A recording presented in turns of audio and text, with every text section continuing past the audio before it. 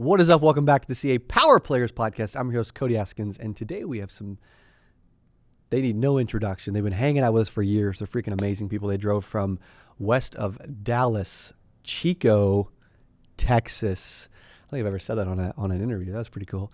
I'm excited for this interview today before I get to them for a few reasons. Number one, they're amazing people, huge heart. They run a women's ministry where they're like helping all women that are going through things, in a bunch of ways, right? Whether it's homelessness or abuse or whatever, incredible people. But also they run a niche or niche. You got to let us know in comments below I don't know how you type it out so that we can tell, but help us out in comments below. We're all rednecks. We'll probably say niche.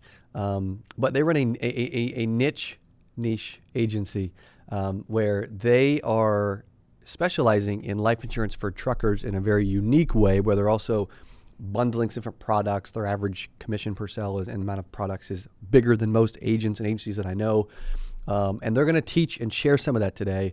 It has the potential to bring a ton of value and educate you in a unique way that maybe you haven't heard, but if you are selling really any insurance product, but you would like to do better, please welcome Hunter and Emily Palmer. What's up, Thanks you guys? for having us. Yes, thank you guys, man. Thank you guys. It's been fun. For those that are maybe new to y'all, maybe they didn't see the other interviews, because you've been on, multiple times at this point. Is this third or fourth? I think it's second. I think we missed one or something. Missed one? It's okay. Mm-hmm. What like hanging out with you guys on Power Players, and get to travel the world, and seeing your agency explode and evolve over years is incredible, by the way. Like, what's cool about, and for anybody listening, I would say, 3.5 years ago, were you guys consistently doing 10 grand a month, or was it less 3.5, 4 years ago? Probably about 10,000 I think a it's month. probably 10K a month. Yeah. And now when you're able to fully focus on work, it typically averages about what per month? Last week we wrote 25K. In a week, yeah. So I'd say we about try to 100. set our bar at about 20K a week. So about 80 to 100 grand a month. So it's like, okay, if you're like, hey, I want to go from 10,000 to 100,000, I want to 10x my business. Mm-hmm. Kaboom! Welcome to today's interview, right? Which is great. What would you say has been made the biggest difference to go from 10 to 100? I can't pinpoint one thing. Sure. It's what comes to been mind though? Marketing. Yeah. Speak to that.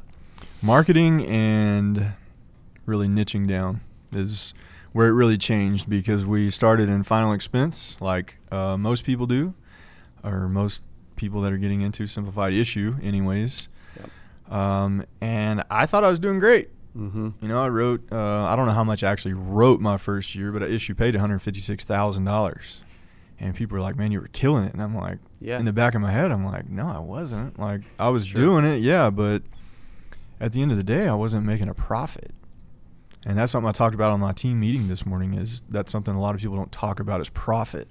People talk about sales and marketing and buying leads and dialing. Nobody talks about actually making profit, because I really didn't make any profit, did we? Like, at the end of the year. People would like to make a profit. Can we agree on that? Is that okay? Yeah, for sure. Like, you don't want to work for free. Yeah. Mm-hmm. And so it just, I was trying to run the business, do the best that I could at the time. And I was seeing people face to face, drove all over 4 states, from Texas, Oklahoma, Arkansas to Missouri, and back home. That was kind of my weekly route. Yep. And after expenses of, maintenance and hotels and food and leads, and there just wasn't a lot of meat left on the bone. Wow. And how many years, how long have y'all been in the industry? And for how many years do you feel like you were just getting by, making some money, maybe not as profitable as people thought or you thought for along the way till 3.5 years ago, whatever it is?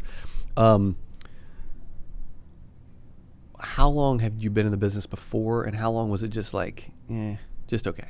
She's the OG. She's been in it longer. A long time. The original since gangster, I was, Emily Palmer. Yeah, since I was 19. So. You're 24? Absolutely. I'm only 24. So. She was selling insurance since she was 9. Yeah, No. it's amazing. No, but started a different path. Just I was doing all lines and commercial. So, but even then, what was the most profitable was always life insurance. So I was then heavy in life. Being all lines is a rough road. Brutal. Someone talked about this today. I'm like, what are you gonna start with? They're like, everything. I'm like, that's scary. It's brutal. Speak to that real quick before we continue to other topics. Well, for those that are like thinking they need to get great at everything. Sure.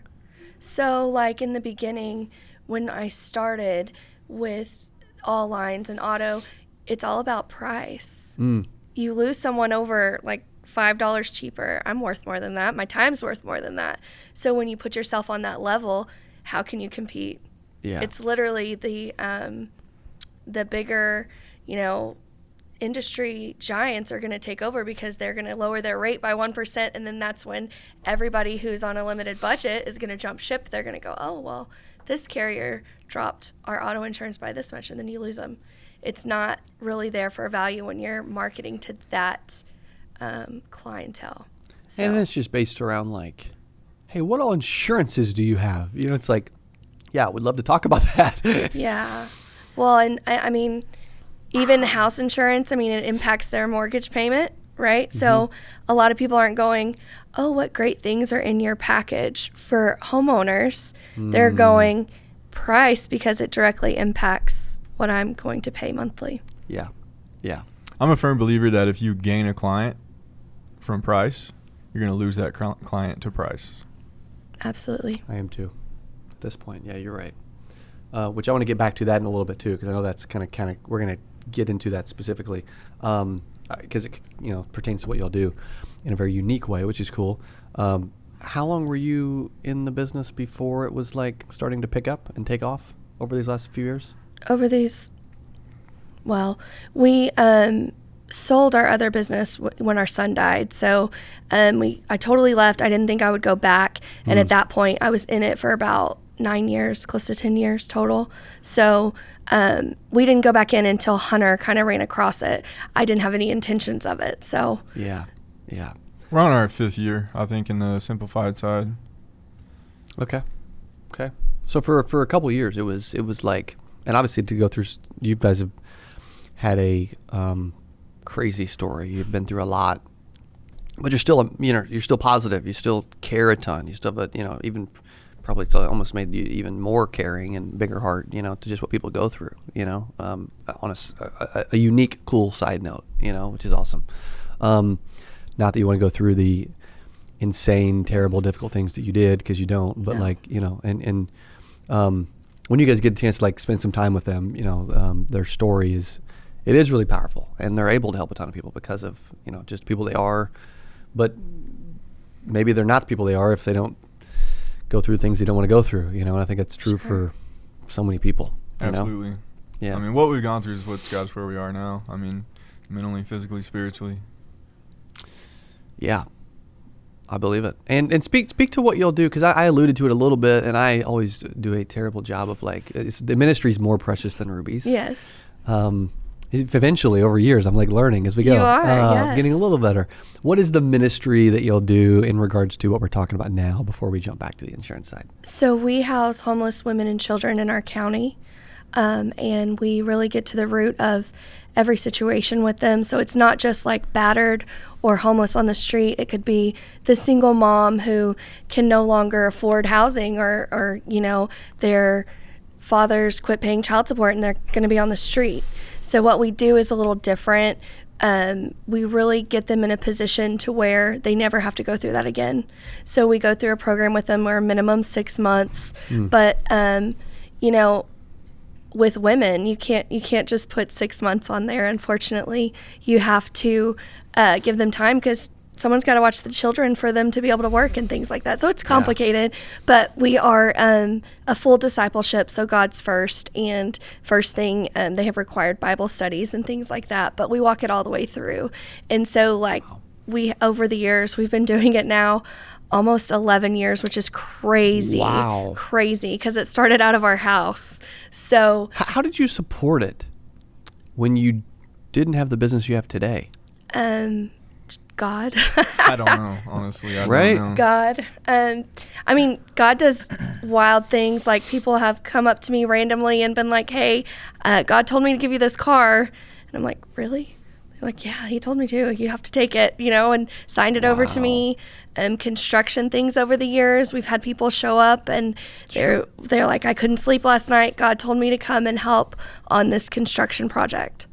I mean, he just provides for every need he always has. So, That's cool. but now our business definitely is the number one contributor towards it. And we have great partners and people who pour in as well. So that are vital. Awesome. I love that. Wow. It's incredible. And it has, I mean, it is allowed you to help a lot of people in your community while you're also, raising a family and with some incredible kids, and then also, helping other people with their, situations, and then their kids and all the stuff they're going through, and giving them shelter and food and, the daily necessities, right? While pouring into them and helping them move forward and gain confidence and rebuild. And, it's incredible. While you're also building an agency, and helping people with insurance. You talked about, hey, we do something unique, focus on marketing, and we niche down. Have you always, and when did that start to happen? We niched down about 3 years ago, right around that timeline. Kind of. I remember talking on a bus ride or something. Were we in Dominican or somewhere, or Puerto Rico? No, it wasn't Puerto Rico. Mm-mm. Our first Power Players trip was in Florida. Naples. And I think then we were just kind of like barely scraping the surface, trying to figure it out, or even if we were even going to do it. Because y'all had to kind of, you joined Power Players out of faith. Totally, completely crazy, right? Yeah. Out of desperation. Yeah. We were desperate to win is Yep. what it was. And it was like when we were sitting at the 8% conference, I knew when I heard about the group, I was like, that's the room I need to be in. I don't belong in that group. I'm not there. Sure. But that's the group I need to learn from. And we just figured it out. We couldn't afford it. I'm like, I don't know how we're going to do it, but we did it. Emily's like, we'll figure it out. And it was an accountability thing. You add bills, you got to figure out how to pay them. So that's, another thing that we learned along the way, because a lot of people say if you want to grow, you need to hire somebody. Well, you can't afford to hire them. Well, I guarantee if you put them on your payroll, you'll figure out how to pay them. Mm-hmm. You'll work hard because you don't want to tell somebody hey, I can't cut you a check this week. So you'll work a little harder to make sure they get paid. Yep. What we've had, on that note, Lauren and I have had so many moments where we're like, I remember years ago, the $15,000 and the $50K mastermind, and even $1,000 for, a university for learning, for me, for sales training, or gosh, we would love to save up $1,000 for an anniversary trip, just all those things that y'all can relate to, that you talk about now looking back, that others are, maybe are like, $500, $1,000, $2,000, $10,000. I don't know. I'm not ready yet. This is the first year, so we set our goals for 2025 about a month ago. I want to make sure that when 2025 starts, we're not spending the first month or two figuring out how to get our end result for the end of the year. We want to go into 2025 100 miles an hour. That's cool. Already ball rolling. So we've upped our ad spend, set my goals, and our goal is to personally write $1,040,000, very specific goal. And our other goal, which I've never made a spending goal, is to spend $150,000 on marketing and exposure. So that has to do with generating leads, masterminds. That's not for the selling insurance, though. No. 8%. You're saying all for, wow. Yeah. Whatever we need to get into as far as maybe a breakout at 8%. Sure. Maybe another mastermind, something to get us, to the next level. Yeah. And something I'm learning is the people that are at the top literally are at the top because they paid their way to get there. Yeah, you're right. And not from elbow grease. They literally paid with money to get to the top. through coaching and masterminds and paying people to give them the advice So true. and the knowledge that they need and the wisdom to get to the next level. And if you're too scared to spend that money, you're going to be stuck. So true. So good, man. It's hard to put that into words, though, too. You did an eloquent job, by the way. But that's pretty difficult. Well, and I think a lot of people, when you tell them, you know, you do have to spend money to make money, I think they immediately limit themselves, like, I'm only going to spend $200 or not enough to actually get uncomfortable and to make a true impact in their business. And the fact of it is, the rooms you need to be in, their value is more than you realize. Yeah. So, like Power Players, when we joined it, right, we'll say $1,000 a month. Fair. Back then, it was like, okay, we have to write 1 or 2 more apps. Like, it's not optional. We have to do it. But the value we got out of that was way more than $1,000. And look at us now. If we would have never gotten uncomfortable and gotten to that point to invest in us, and the thing is we are worth it. And it's still worth it. So until you get to that point where you realize, until you let go of that money, you will stop growing. Like you were talking about a $50,000 mastermind, like that seems like a lot of money. And the first thing that comes to mind is cost. Like, what's this going to cost? You don't think about, what am I going to get out of it? What's the reward? Totally. Because if you can spend $50,000 and 10x that, why would you not? Yeah, exactly. I remember going to, we've paid 25 to 60 grand a year for coaches. We've paid, the people didn't even know about. Dylan and I paid $6,000 for a YouTube coach years ago because we were like, dude, we need to learn. And I'm like, Dylan, let's get on. We get on these together. It's like, that's cool. So many examples of that, but it does start to unlock. It's like a video game. It starts to unlock additional levels that you maybe haven't seen before. Absolutely. It's so hard. It is hard to describe for people that are like, dude, I have no money. I have no idea what you're talking about. I have no concept of this. But it's important to talk about because it's so many people that are extremely hungry and driven. I'm not saying everybody is, because you're not.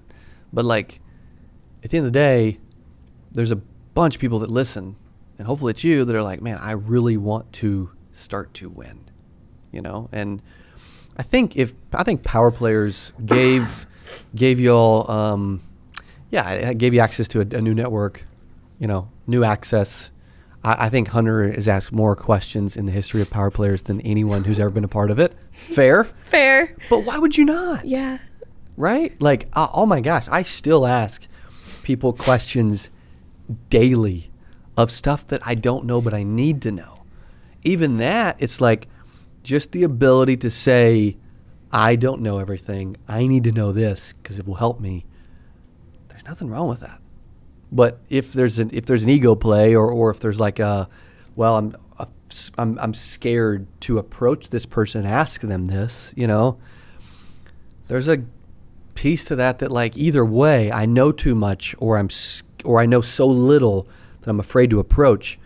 Either side is holding you back. Y'all lived in the middle, and really still do. We still try to as well. It's like, that's a good place to live. Yeah. There's so many things that you can do with your money. You can buy the cars, you can buy the houses, you can live the insurance life that most people think you're supposed to be living. But when we get our taxes done, they're like, man, y'all spend a lot of money. Yeah. I'm like, yeah. Like, we invest back into our business. Yep. We invest a lot of money into marketing.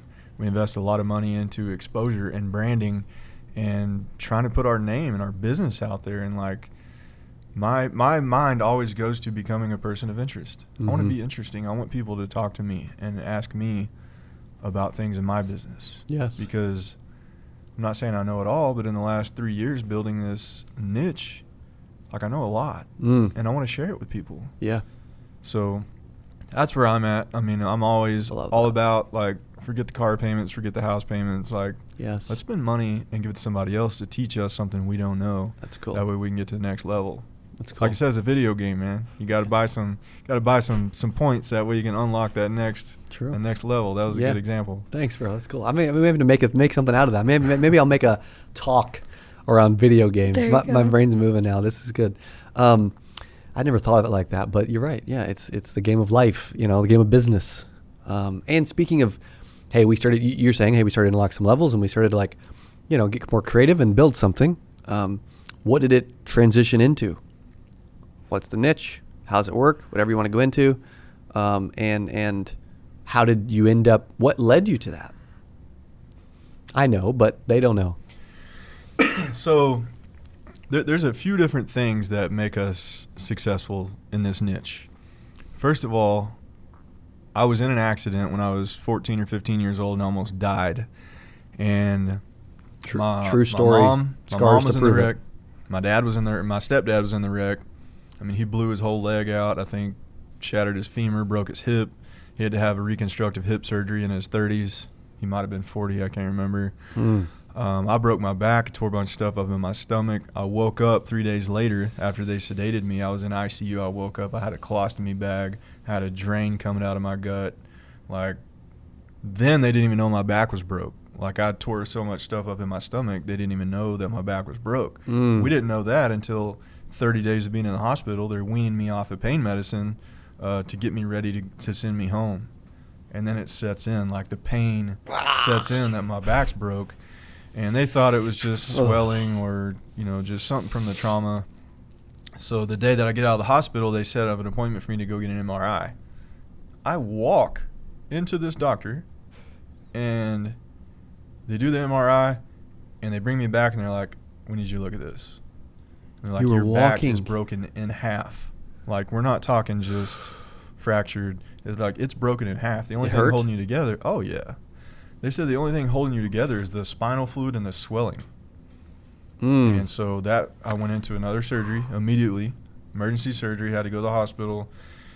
And living through that, I can't remember if we I can't remember if we had health insurance or not. My stepdad was in that position where he had long-term, short-term disability, blew his whole hip out. Nobody's working. My mom's not working. She's taking care of us. He can't work. I can't do nothing. I'm 15 and broken as all get out.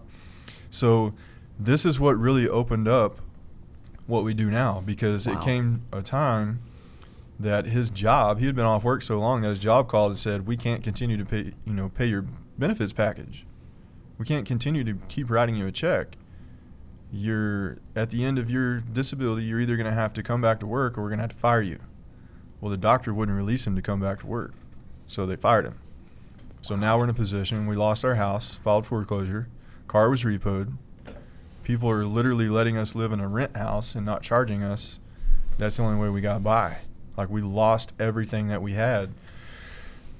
So Dang. That's why I was talking to Emily about this earlier. I said, I think that's why people excel in this industry is the things that they've been through.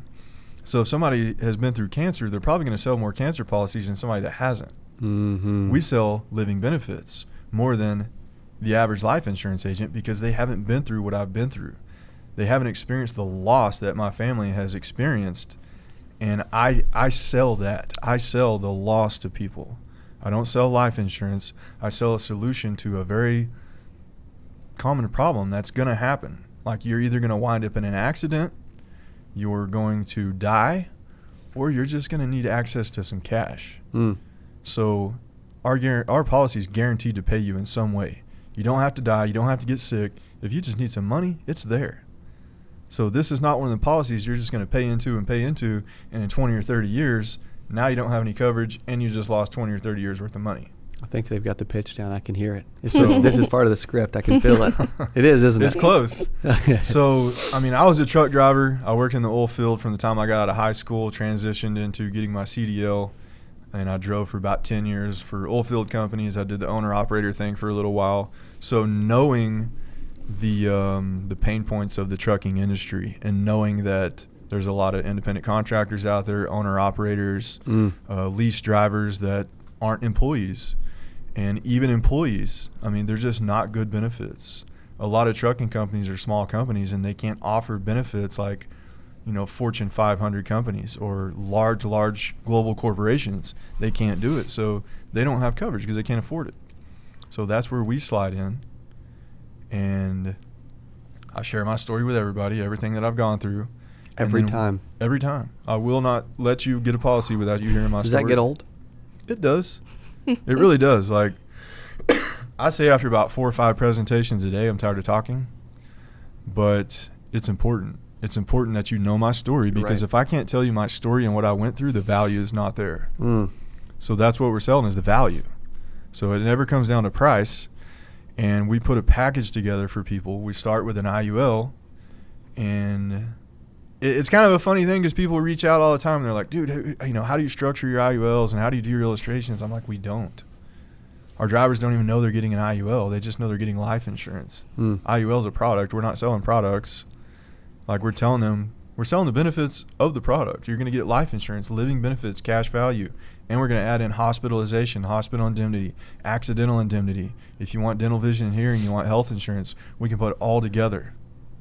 How much do you want to spend? We'll give you a little bit of everything or a lot of everything, depending on your budget. You can have the whole enchilada or half the enchilada. But we are going to take care of you. On average, Emily writes about 3 apps per driver. Yeah. And that's something we've never done in the past. That's killer. It was just life insurance. We write one policy on one person and move on. Now we're transitioning to writing an average of 3 policies per client. The max right now is 5. We've written up to 5 on one client. And now we're getting into to kind of get to the next level.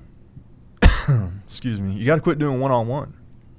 You have to quit selling every policy individually. You need to bundle them up. So now we're getting into positions and really finding a different niche inside of our niche and booking appointments with company owners. That way we can sell 10 drivers at once instead of 1.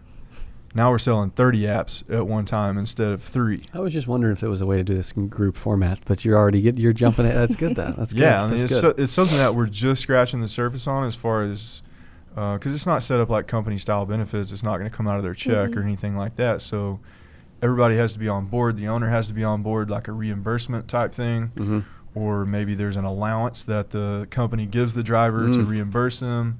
So there has to be an understanding, but that is something we're working on, and we've met with some companies, and we're doing it. I think it all comes down to really knowing your niche, knowing the pain. Like, other people can try to do it, but the thing is, if you don't know your niche and they come across us and we know those pain points, what do you think is going to happen? No doubt. It completely separates you, and we're no longer talking price. It's our value that we bring to the table. It's cool.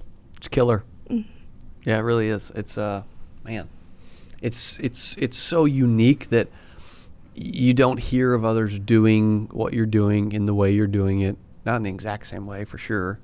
But so you spoke to the niche, why you do it, right? You understand it, makes sense. You can speak to that person better than anybody they're ever going to speak to. Makes a ton of sense. So there's going to be questions based on that, right? And then the marketing piece, you figured out how do we reach those people and get them on our calendar. And you've spent the last several years committed to getting better at that and learning that. There's no main component, but the marketing is just important as the rest of it. Yeah. Because a lot of times when you buy a lead, you generate a lead. There's no pain point, other than you're dying. Somebody's trying to cover a funeral, or they're going to die and they want to make sure there's coverage. But there's no pain point. Like, you have to have a suffering sector, if that makes any sense. Like, when you're picking an audience, you have to have a suffering sector. And that's what I found in the trucking industry, is they're suffering from a lack of benefits. So that helps us. And in my video, I don't even know if you've watched my videos, but I go over everything in the video. I say our main goal is to make sure that you have access to money no matter what. And the way that we're going to do that is we're going to put a package together for you, so they know when they call, like, it's about insurance. Yeah. We're putting a package together for them. I'd seen the previous ones probably earlier this year or a year ago. I don't know if I've seen any recent ones, but yeah, they just need a little bit more info and how much it's going to cost. Yeah. And I'm not saying they're all easy laydowns. They're not. I mean, it's like anything else. You get some bozos that are just like, oh, I thought this was a job, and I'm like, where did you get that from? Yeah. You're just lying. Correct. Yeah. Or maybe they applied to multiple things and forgetting. Who knows, right? Yeah. What's the if they're like, hey, I have questions, I'm intrigued, but I want to keep learning and improving, and they're like, I know, you can't individually speak to everyone all the time, but like if they want to learn more, what should they do or where should they go based on everything they've heard today? They can reach out on social media. That's the best way to get a hold of us Cool. or me is on Messenger or send me a private message somehow. And then you could direct them from there. Mm-hmm. Yeah, I mean we'll work with people. You can join our team. We'll teach you exactly what we know and how we've done it. Mm-hmm. If you want to do the trucking thing, we pour a lot of time into training people and showing them how to do what we do. And then later on down the road, we're actually rolling out a training platform. That's cool. Hopefully it'll be done by January, February, and that'll be a huge asset to people that aren't a part of our IMO, aren't a part of our team, don't want to switch. Mm-hmm. Just because somebody's not making money doesn't mean they're unhappy. People are like, I want to learn what you guys do, but I love my upline. I love my Correct. team. I love Correct. the atmosphere. And I'm like, okay, well, if you're not on our team, like we're not going to invest into you. So Sure. That's really pushed me into creating something for people that are outside, the team. Yeah. Yeah. Because a lot of times, leaving and just jumping isn't the answer. No. It's not, even though obviously recruiters love to say that's the case, that's the answer, but a lot of times it's not, so that's cool that you say that as well. It's awesome. So Hunter Palmer on social.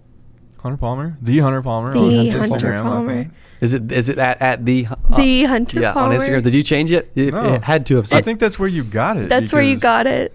No way. You started calling me the Hunter Palmer, and I was like, It where is does he on get that? And one day I'm looking on Instagram, I'm like, it literally says the Hunter Palmer on Instagram. Let's go. I did not know that. See, That's funny. now everybody calls you that. Everybody, yes. Kind of grows, right? It It's cool. does. It's cool. Well, thank you for all you do and for sharing and being open and for helping people in so many different ways outside of just insurance. You guys care a lot. It shows. Amazing couple. Really an example, whether you like to admit it or be one or not. Over the years, you guys are an example. Thank you. In a lot of ways. So thank you both for sharing and for coming back to Missouri to hang out. We're about to go get some lunch wherever Emily wants to eat. But thank you guys. You guys are amazing. Thank you. Thank you for Thanks, having Cody. us. Yeah, appreciate you both. Okay, appreciate you guys listening, hanging with us. We want to continue to find people who are winning in unique, ethical, cool ways that want to help people. And that's what the Power Players podcast is all about. Also, if you're listening to this and you're like, dude, I'm hearing you talk about leads, man. You go to Kaboom. You can use coupon code YouTube, I think it is. You get 10% off your very first order at kaboomleads.com with a C. Thanks for listening to the Power Players podcast, and we will see you on the next one. Adios.